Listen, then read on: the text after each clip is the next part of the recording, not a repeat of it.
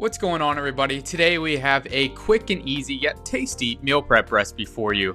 My inner Texan's been pulling at me lately, so I wanted to go down the barbecue route. So what we have here is a very simple meal prep friendly barbecue chicken and potatoes that can be prepped in under 30 minutes and make your lunches very delicious. So let's jump into how to make it. Let's start with our seasoning first, which we'll use for both our chicken and potatoes. We'll go in with 3 teaspoons of salt, 3 teaspoons of black pepper, 2 teaspoons of garlic powder, 2 teaspoons of onion powder, 3 teaspoons of chili powder, and that's regular, not ancho chili powder, 3 teaspoons of smoked paprika, 1 teaspoon of mustard powder, and then 20 grams of dark brown sugar. Now we'll give this a good mix, make sure all those brown sugar chunks are broken up and finely dispersed, and then we can get on with our seasoning. We'll first season our potatoes. So very simply, I have 1,200 grams of diced russet potatoes here, which I just cut into bite-sized pieces as you can see. Let's add in some oil, which will help the seasoning stick, and then very simply just start coating the potatoes. And I'm just eyeballing it in terms of how much seasoning I use. I'm really just seasoning them until all the potatoes are coated entirely. So once the potatoes are where we like them, you can put them on a sheet tray and bake in the oven at 450, but I'm just going to use my air fryer since it's a little bit quicker. So I'll toss these in the tray here and then just bake at 450 degrees Fahrenheit for about 20 minutes. Alright, now we can move on to our chicken. So I've got 1,000 grams of chicken breast here that I'm using today. And like the potatoes, we'll hit these with some oil first, and then you know the drill. Just use the remainder of that seasoning to coat all of this chicken.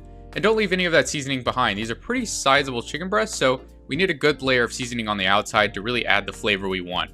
Okay, perfect. So to a cast iron on medium-high heat that's already been oiled, we can go ahead and toss in our chicken breast. And you can see that I didn't flat the chicken breast out like we do sometimes. That's because right now we're just looking for color on the chicken. We're not trying to cook it through entirely. So flip back and forth until the chicken gets the color you want on both sides. Then once the chicken's where we like it, we'll add in 35 grams of chicken stock to the pan.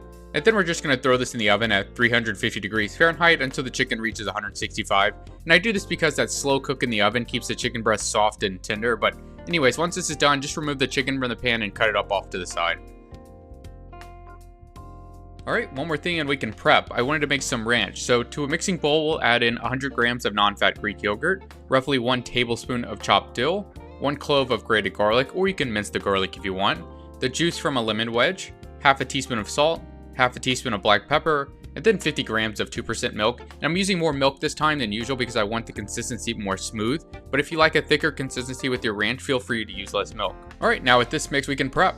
To our containers, we'll first go in with our roasted potatoes and just add an equal layer to the bottom of each one like so. And feel free to hit these with some extra seasoning where you see fit, like salt perhaps. Next we'll go in with our chicken, which you can see I just sliced across the grain into 5 equal portions, pretty simple. And now we can take some of our Kinder's barbecue sauce or whatever your preferred barbecue sauce brand is, and just squeeze that over our potatoes and chicken. And I'm using 80 grams here for reference. And then just finally we'll finish all of these off with some of our ranch, and I actually didn't end up using all of mine. But there you have it. In roughly 30 minutes you've got 5 lunch meal preps ready to go for the week, and tasty meal preps too, let's be clear.